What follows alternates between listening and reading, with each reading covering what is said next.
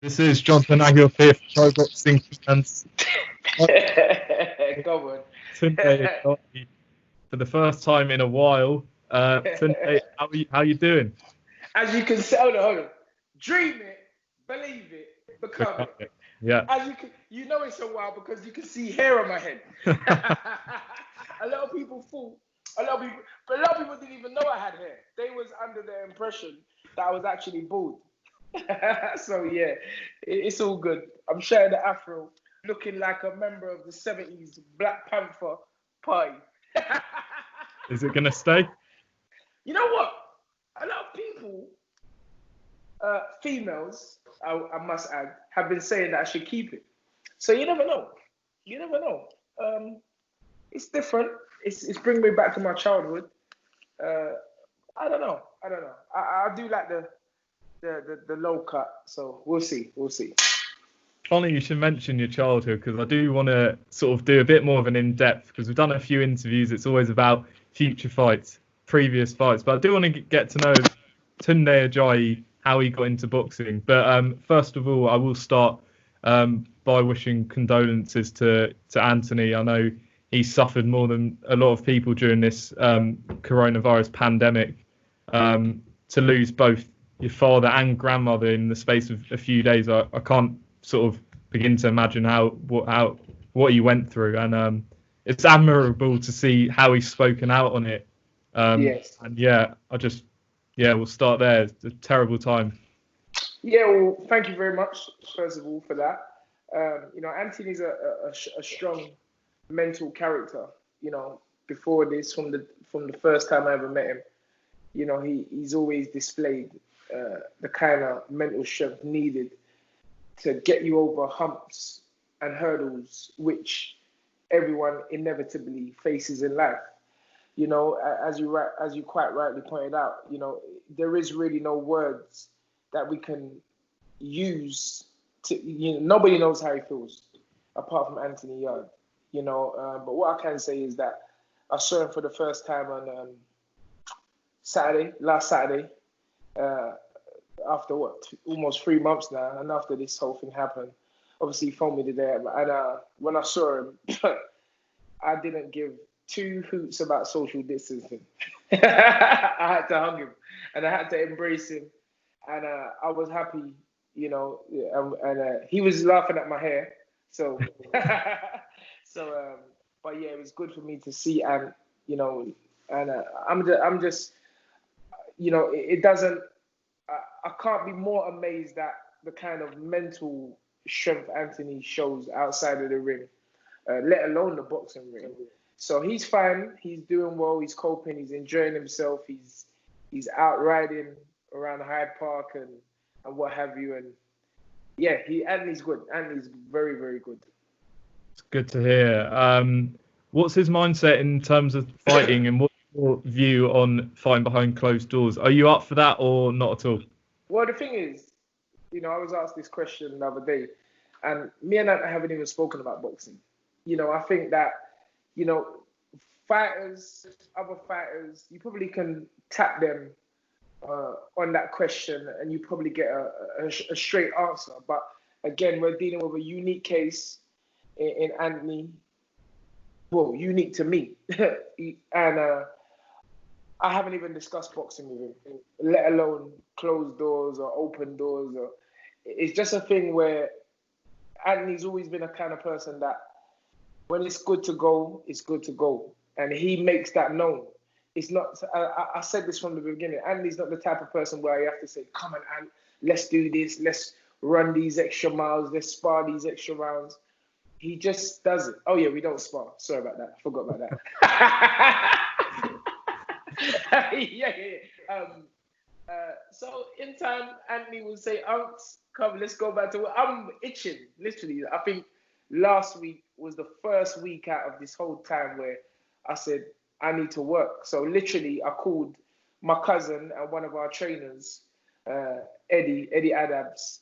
I said, come, let's go to the park and lick pads. So I was hitting pads with him. He's a trainer, one of our Stamina for Soul trainers. And it felt good. It felt good. He literally couldn't wake up the next day. So that I couldn't even keep it going. But it was good just to put the pads on because I literally haven't put no pads on since this whole thing started. So, yeah, but you know, Ant don't mess about. He is the hardest trainer that I've seen. He's always been the most consistent trainer to me, more than just a hard trainer. Because you can train hard for 1 day, 1 week, or 1 month, but Anthony, literally, the only time Anthony spent more than a week out of the gym was after the Kovalev fight, and the time we have now. So I know when he gets back into it, it's full throttle, and that's what he said is gonna happen when I saw him last Saturday. So yeah, we're ready. Do you have any idea when you guys will be returning to the Peacock, or if there's going to be social distancing measures in place there? Well, Peacock was open for a few fighters on Monday and yesterday. And yesterday, they didn't tell me about it. well, I leave that one up to you, but to work out. But I saw Raf posting his Instagram a picture of Daniel Dubois and Louis Lin. So they obviously went in there. But it's like I've always said, I'll train in my front room. I'll train in my living room. You know, I've told everyone 99.9% of my training is pad work. And me and Anthony don't really need a gym to do that. We can do that anyway. Sparring is a different kettle of fish. But if we have to spar in a park, we'll spar in a park. It ain't nothing to us. It's not that we're not training because we ain't got a gym to train. We're not training because Anthony is not ready to come back yet. But when he is, we have to do what we'll do. You know, we have to do what we do, which is hopefully the Peacock will be open back by then, you know, for the public. But obviously, they're looking after a few guys at the moment. Frank phoned me yesterday, actually, and told me of proposed dates. So, yeah, it's you know, Anthony is the only fighter I train and manage, but I also manage 8 other fighters now. So there's 9. You know, my logo's the number 9. Yeah. So I train 1 and I manage 9 fighters. So my boys will be ready to go when we get the green light. Let's take it back. So when did you sort of first? What are your roots into boxing? When did you first watch a fight? Want to be part of boxing? What age can you remember? Well, my dad has always been a boxing fan. You know, my dad right from the village, listening to Muhammad Ali on the radio, you know, gathering everybody around and listening to the big fights. My dad always used to watch the big fights. I actually cannot say that I was consciously watching.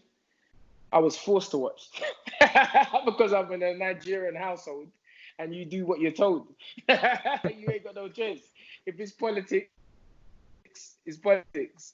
If it's football, it's football. So luckily for me, my dad is a big boxing fan and a big football fan. And he actually has, well, I've got the same eye as him. My dad has got a good eye for talent. He can literally, when he sees someone, he can tell you if they're good or not good, or if they're going places or they're not going places. So, but I cannot consciously say my eyes was on boxing from the start. You know, I was always a footballer. You know, I was always into football, but I was never in love with football. I was just a good footballer. You see what I'm saying? I was at Millwall, Junior Lions, Carl Shorten FC, Malden Vale.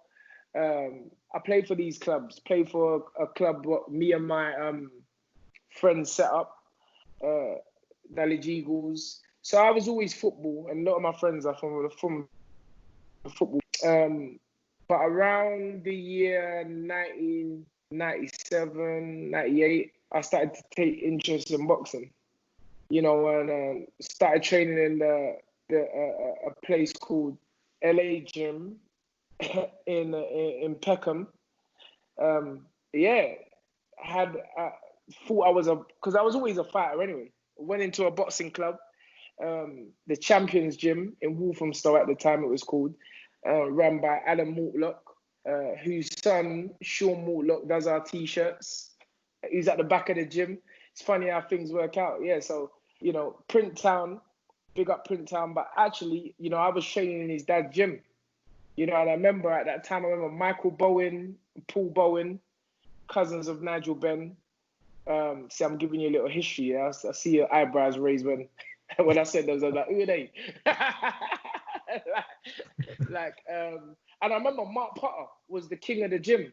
Mark Potter, who famously lost against a one-armed Danny Williams in that classic fight when Danny Williams' shoulder popped out, dislocated, and he knocked him out. Yeah. So Mark Potter and the Bowen brothers were the king of that gym. And, you know, they was having unlicensed boxing shows, and I had 2 unlicensed boxing shows, 2 first-round KOs, and I was called the dentist because I was knocking man's teeth out. And I was bringing a massive fan base from South London over to Epping Forest Country Club. So it was a great, you know, and then I went in from there. Peter De Freitas said that, you know, I should turn pro. Peter De Freitas is obviously linked with Nigel Benn. But I was like, no, you're supposed to turn amateur before you turn pro. Like, that was always the thing that I thought you had to do. It just, you know, knowing a little bit about boxing. So I walked into the Lynn Amateur Club, had 5 amateur fights, and I turned professional. But then when I was professional, I was always taking people under pads. So 2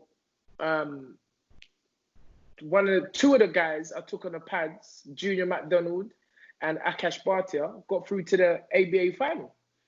Junior lost against Tony Bellew, and Akash lost against Stephen Smith, or the Smith brothers.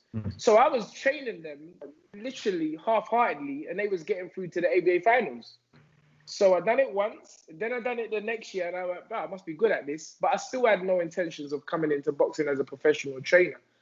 And I was fighting at the time as well. I started my own, but it was obvious that I had a training talent, because 2 kids that I was training in a little corner, this is what I'm trying to say about not needing a ring or nothing, training in a corner in a gym in Peckham, a weights gym, got through to the ABA finals, national. And, you know, there's a lot of coaches out there today that still haven't done that. And I was doing that part-time. So then when Junior McDonald wanted to turn professional, he said, yeah, he wants me to be his professional coach. But before that, Spencer Fearon, the master knowledge, knew about me. He said, bruv, because obviously we're all from South London, we're all the name. And he said he wanted me to train him. And I trained him for about a month. And in that month I trained him, he got Fight of the Year against David Walker, live on BBC. And that was, again, I was doing that with my eyes closed. One eye open, one eye closed. So Spencer said, listen, I'm going to have one more fight. It's going to be for the Southern area. I wasn't in the corner for that fight because I didn't have my professional license. Spencer said he's going to have one more fight. And it was for the Southern area title against Dave Walker, against Gilbert Eastman, on the undercard of Roman Karmazin and Dave Walker for the European title. And that was it. That's how I got my professional license. I had no intention of getting a professional license. So my first ever corner was working a championship fight, and it was with Spencer Fearon. So, I mean, serendipity, call it what you want. You know, you just look at me and Spencer today. You know, Spencer's doing his thing. We've got our own podcast. The Fight is Right. Subscribe, Stamina for Sale. And it's just been a magical journey. And because I've created a system of boxing on my own, you know, I didn't do no courses. I sat down, meticulously studied boxing, wrote down combinations, created a system based off what I studied intently for at least 22 hours. I was getting like literally, sometimes I was working for 2 days straight, just studying for 2 days straight. And I built a system, and it's just happened for me, you know, and I'm very thankful for the experiences I've had so far in the sport of boxing on my own. You know, I've done this. Nobody can accredit no one can accredit my fame and what I've done to themselves. I done it. I built it on myself. I built my system on myself, and I've been fortunate to have great people with me, great fighters like Anthony Yarde and Bilal Ali and all these young kids that started from the scratch. You know, they never had ABA titles or national titles or GB or Olympic gold medals and stuff like that. And it's just been I mean, I could talk all day long about it, but I literally, when people talk about starting from the bottom, I started from nothing, in a corner in Peckham, in a corner, and my system was wrote in a room in a flat in Peckham, you know, and it works. Obviously, it works. It works because I'm here sitting down talking to pro boxing fans, and you're talking to me, so it's all good. The journey's gonna continue for a long time. How did you go about studying? You said 22 hours a day meticulous studying. Was it sort of, how did you come up with your own method? Was it through studying other trainers or? I'll tell you something. Obviously, I've always said that the foundational part of my system was built off of watching Roger Mayweather, specifically, but Floyd Mayweather on the pads, and then breaking it down, and then studying fighters like Julio Cesar Chavez, Ricardo Lopez, Roy Jones, Mike Tyson, Muhammad Ali, and finally settling on Floyd Mayweather. Miguel Cotto, I remember we had a combination called the Cotto. Early days, me and Spencer used to do that. Howard Eastman, I studied his whole career. I got every piece of footage on Howard Eastman, who was a British, Commonwealth, European world title challenger against Bernard Hopkins and William Joppy. Studied his whole career, every move, broke down every punch, every sequence. And I've done that with all those aforementioned fighters I named. And I built a system. And it's an infinite system because it's built on top. It's like mathematics. You know, you can always get another number. And I've done that. And it's so much content that I, as one man, or anybody as one fighter, could never master the system, which gives us a situation whereby we're always learning. And that's what it's about for me. It's about evolving your mind daily in the gym, not just going in and whacking 10 lumps out of each other and saying, I'm getting better with a busted eardrum and a cauliflower eardrum or ears. And it's not about that. It's about that. It's a learning. Boxing is a craft, and you just have to learn it. You have to have good teachers. There's so many fundamental errors made in quote unquote top boxers today. You know, fundamental, because it's like our fight. Bernard in Russia, Buddy McGirt came in and said that Anthony's boxing IQ shocked him. He just was not expecting that against a 12-fight amateur novice and a professional novice. Let's get that right. But it's the teaching and it's the hard work that Anthony Yarde has put in the gym in a short space of time. So again, we ain't gonna stop learning. It's just Anthony will just keep getting better and better and better and better as long as he dedicates himself, as he has done. Is there, though, a right way to sort of train? Because there's some people who do say that hitting pads isn't sort of the be all and end all. But is there a right or wrong way, or is it just whatever suits sort of certain trainers? There's more than one way to the top of the mountain. And I've always said that. And I don't criticize no other way. It's so funny how people seem to criticize me because I'm doing it a different way. I never said that their way's bad. I'm just saying that I have developed a system. And it's so funny. I think our Instagram posted it yesterday. I said, a person doing more than you would never criticize you. It's always the silly ones. It's all them silly little funny guys criticizing me. And I'm like, bro, you haven't even, see, you get me talking like I'm in Peckham again. I'm like, bro, you haven't even got to this level. So how are you going to sit there and criticize me? It really doesn't make sense. I've done something in a particular way, and we've got to the top of the mountain. Now, I did happen to see a comment saying, fighting for a world title doesn't mean nothing. And I'm like, well, you ain't got to a world title. Yeah, that's what I'm saying. Like, you don't just, if you could just wave a magic wand or pay a certain amount of money and get to a world title, then I think there'll be a lot of wealthy people that will be investing in this situation. It's more than that. It's more than that. It's an energy. It's the willingness to want to work hard continually that gets you in those positions. And let's get it right. And I said it. Billy Joe Saunders is a cool guy, and I've told people Billy Joe Saunders is my best British fighter, and outside of Anthony Yarde. But Billy, despite being an Olympian, despite being a British, Commonwealth, European champion, still hasn't got a fight against an elite fighter. AY with 12 amateur fights and an unknown coach to some. Unknown coach to some. You know, challenged not only for a world title, but against an elite champion. Someone who fought Hopkins at the end of his career.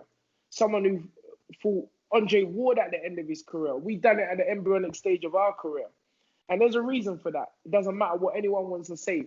And you can't just say, oh, AY's talented. Well, there's a lot of talented people that's never fought for world titles. You know, and been on the brink of stopping an elite champion when that particular fighter, AY we're talking about, had such limited experience. But as like I've always said, certain knowledge can beat experience. And on that particular night, August the 24th, 2019, our knowledge took us as far as it could. And then experience definitely made itself known. And that's why I was able to pull through that 8th round when we literally had to go for it. You know, because we weren't going to win on points. And AY said it on ITV. He said, I'd rather go out on my back knowing that I gave everything I had and than just labor to a points loss. And that's why he came out of the fight with a lot more credit than he did before he come into the fight. And it's not the first time I've made that call. Anyone who's watched me in boxing, I've done that probably on 2 occasions with fighters. You know, because I'm like, bro, we're here to fight. This is fight business. Like, if we're going to lose, let's lose properly. You understand? Let's not just give in, give up. Let's give it. And, you know, I don't like saying we were just seconds away from creating history, because we did create history. We came from nothing. We were sharing each other's boots in the gym. Me and AY, I don't know how I was getting him in the gym at 5 a.m., but we were doing all of that. And you know, we done all of that with sheer determination and faith. There's all these texts coming through. Yeah, sheer determination and faith. And I'm proud of AY and I'm proud of myself. What was sort of your reaction then straight after the fight? Do you remember what sort of your mindset was and Anthony's mindset was straight after the fight? Well, for Anthony, Anthony's mindset is totally different from everybody else. The main thing was his health. You know, it was a bruising fight, you know, and for Anthony, it was just making sure that he was healthy, you know. So we was all around Anthony, and you know, he was sore, bumped, bruised, but it was there. It was a hard time for us because, you know, one, we've never seen Anthony get tired like that in a spar, and believe me, regardless of all those stupid no sparring comments that were flying around, we train hard, very, very hard. You know, people have seen Anthony train, seen us train, and they know we don't mess about. So it was a big thing for us, and that's why I always say it was experience. It was nothing to do with him not being fit or nothing like that. Do you know what it's like to walk in front of thousands of people, not having ever boxed on that level? I had that experience. We'd never been in an Olympic final or a national ABA final. It was a massive experience. The cameras Roy Jones was rapping for us.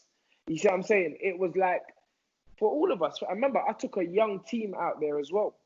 A young team of trainers that some of them had only been in the game 2 years, and they find themselves at the elite level of the sport. It was a massive thing for us, but for all of us, it was about making sure Anthony was safe, But me personally, I'm the head. I ain't showing no weakness. And I wanted to come out and show people that you can't break this one. This is not someone that's going to crumble up and like, oh yeah, we lost. Because most of the people were only looking at the negatives. No one was looking at the positives. When I say no one, I say the negative people weren't looking at the positives. The positive people were doing what they were supposed to do and looking at the positives. But you're always going to get a section of society that feel the need to put others down, you know, and I block them. That's what I do. I don't engage with them. I just don't give no energy to them. And I was on my phone doing my same Instagram post. I got in my house after we got off the plane. I done an Insta story thanking everybody for their support. And even before that, on like 2:30, 3 a.m. the night after the fight, I was up studying. Because I know, I'm like, if we can get here at this level of the sport, based on the work that we done before, because you don't just get there on that night, it's for the work you done before. I'm like, we ain't stopping. We cannot stop the momentum. We got to continue to work, or I have to continue to work hard, and especially on the system that I created. And we'll get there. Anthony will become a world champion. There's no doubt about it. We've got that experience under our belt now, and it's good times. What do you look for when you want to train someone? Obviously, you said you only train Anthony at the moment, but you've got a lot of fighters who you manage. Is there a certain trait, characteristic, experience? What separates those that you manage and from those you train? Yes, training Anthony singularly only came about in 2016 when I offered various fighters. I said, if you want to be part of this, I have to manage you as well.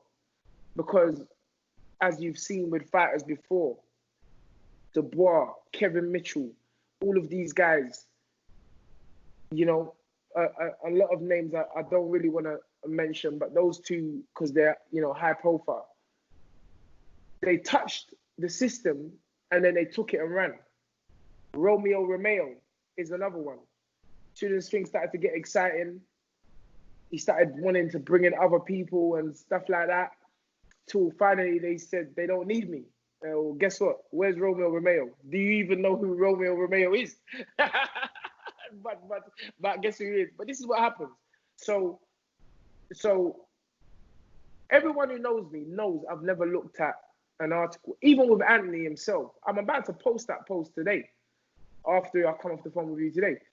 Anthony was brought to me by one of my close friends who's an athlete, a lady, a girl called Jolene. She's a fantastic friend of mine. And Anthony came to the gym. I said to Anthony, what have you won? Because I was training a lot of people at the time. He said nothing. So I said, well, go away and win something. Well, trust me to say that he went away, knocked out everyone in the Harrogate Box Cup, and came back, and I started to train him. So it wasn't the fact that I knew Anthony was knocking people out. I didn't even know Anthony. I'd never seen him fight. I just looked for the attitude. And after him coming 5 a.m. in the morning. And when he first came, I only gave him 10 minutes of pads.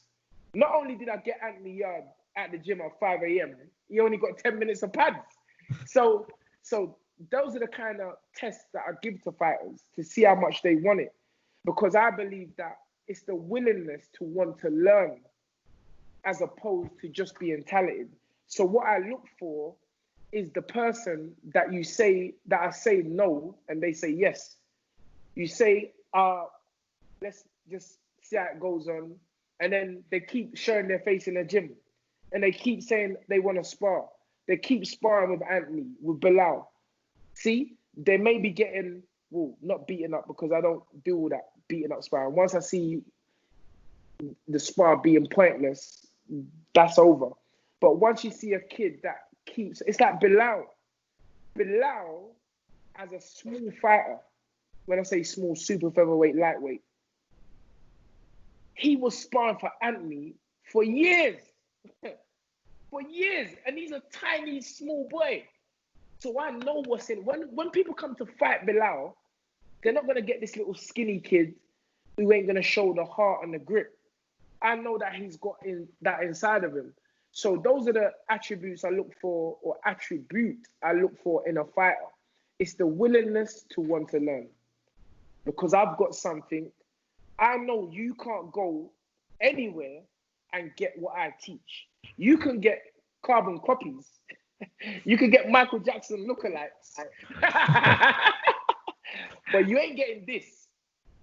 And this has shown on not only one occasion, numerous occasions that it works. And as I said, a lot of people don't know, when I was going to quit the sport in 2016, it was because I took a young boy with 12 amateur fights, the same as Anthony, from there to the undercard of Floyd Mayweather against Marcus Maidana. And I done that.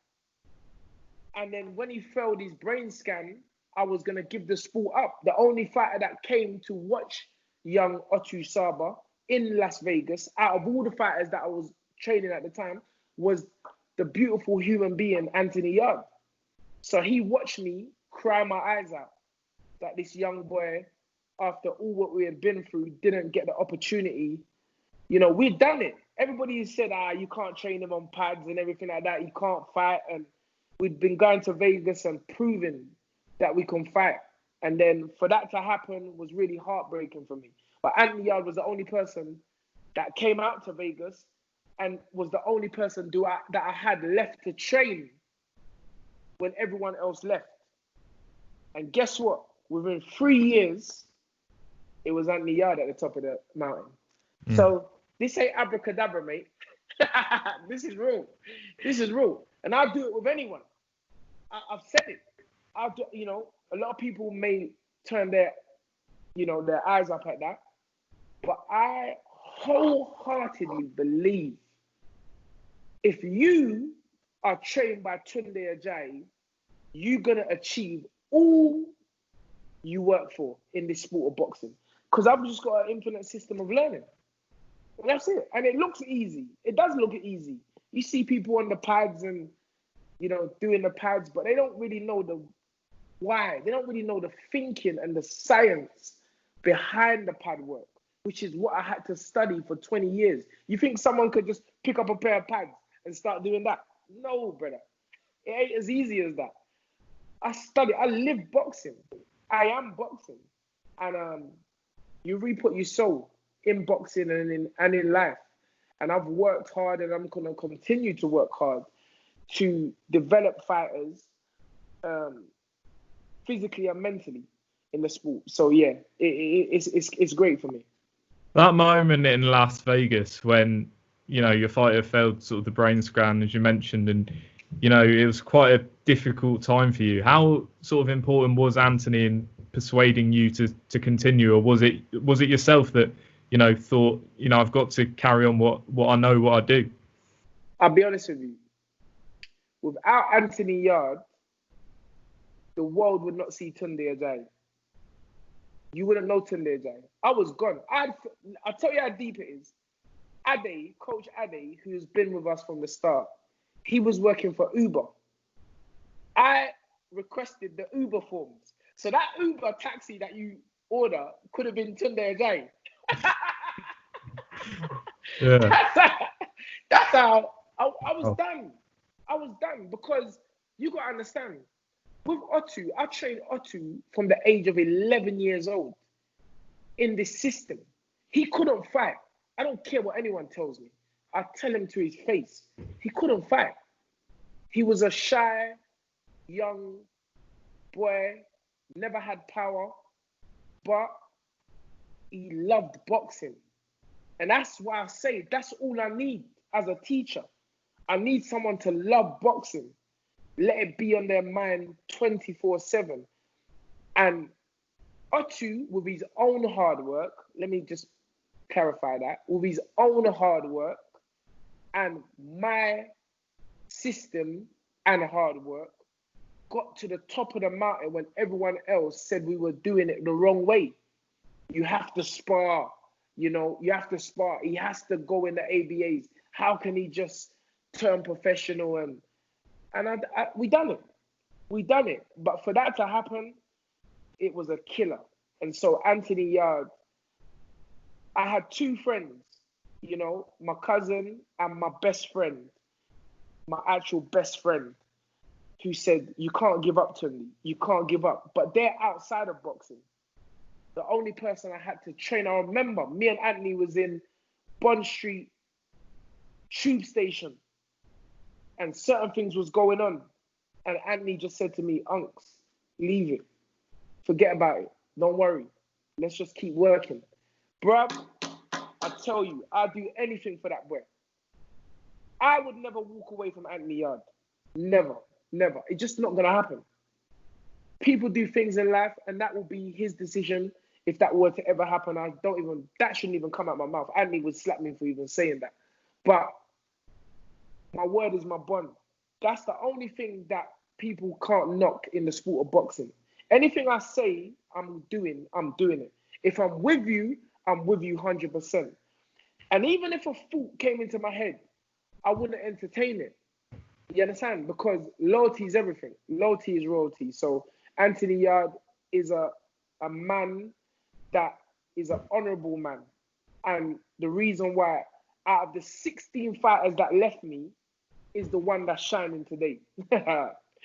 He's the one that's shining. Because the 16 other fighters ain't done what Anthony's done. Because of loyalty. And this word loyalty is often used, but seldom practiced.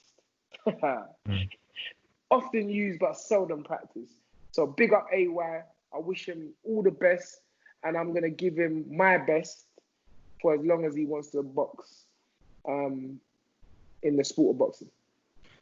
So did he fail brain scan moments before he was about to fight? Was it a few days before, or how did it work? It was so crazy. Bro, this is what I'm trying to say.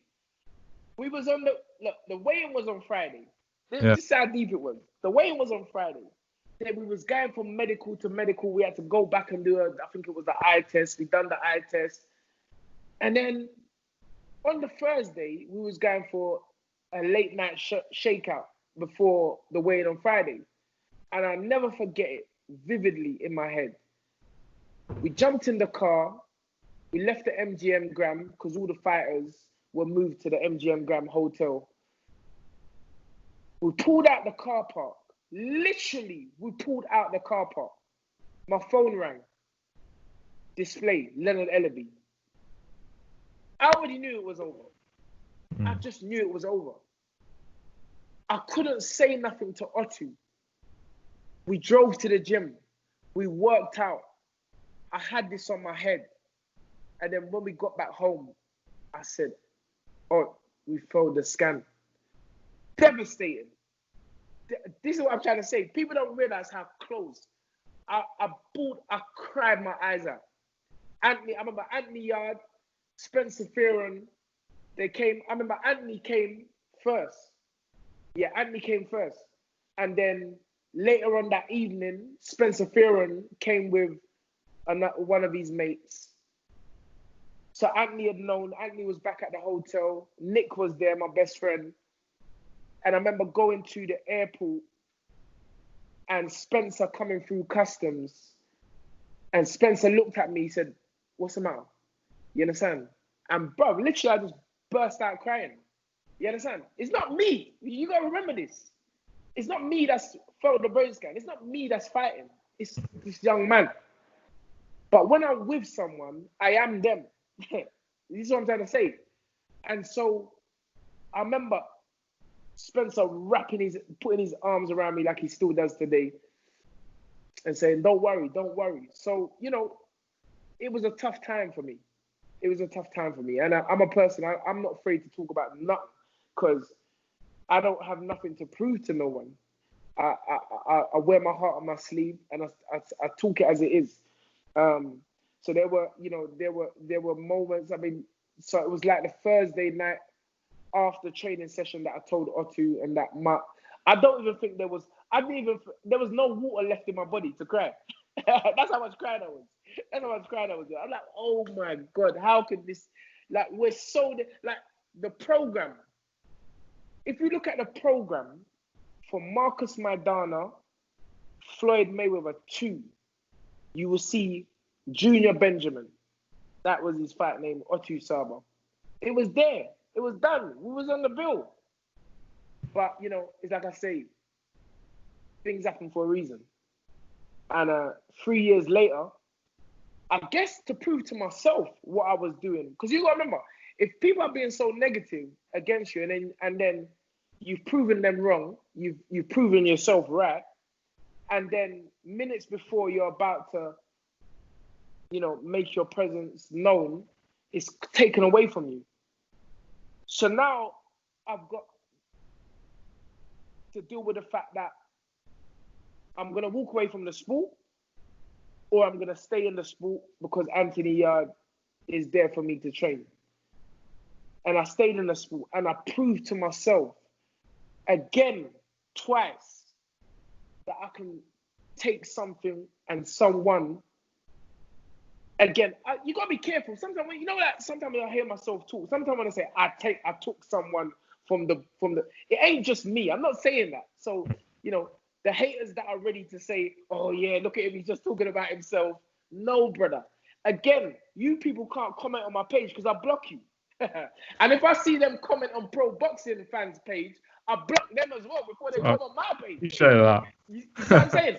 So it's that when I say I took a man from the scratch on my own, there, obviously, the other person that's with me took me there as well. It's a joint enterprise, you know, but boxing is littered with the hero always being the fighter and the trainer not even known. And it's so stupid that trainers keep that paradigm going. They're like, "Oh, it's not about the trainer, it's about the fighter." No, sir. It's not about you. It's not about you, Mr. Trainer. No, it's about me. Because I sacrificed my time.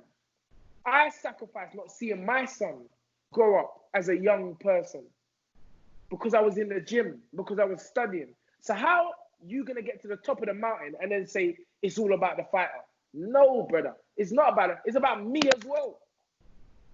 And if I was so sycophant, if I was such a sycophant for the fighter, then maybe the fighter has a right to say it's all about me and walk away. No, I've got to vocalize it because I'm confident in my own ability. I'm confident in what I bring to the table as a trainer. I've got self-worth. And I keep on saying this. Trainers need to credit themselves more if no one else ain't going to do it. So hence why at the weigh-in, I'm pushing up in the other fighter's face as well. to let the fighter know that, bro, don't think you're just fighting Anthony. You're fighting me as well. Yeah, no, man. Anthony's always cussing me about that. But he's like, "Unks, you're not slipping punches." I'm like, bro, that's what you think. I know something that you don't know. That's why I'm the master teacher, the master Jesus. But that's another story. But I'm just happy that from the environment that I've come from and being able to think bigger than my environment.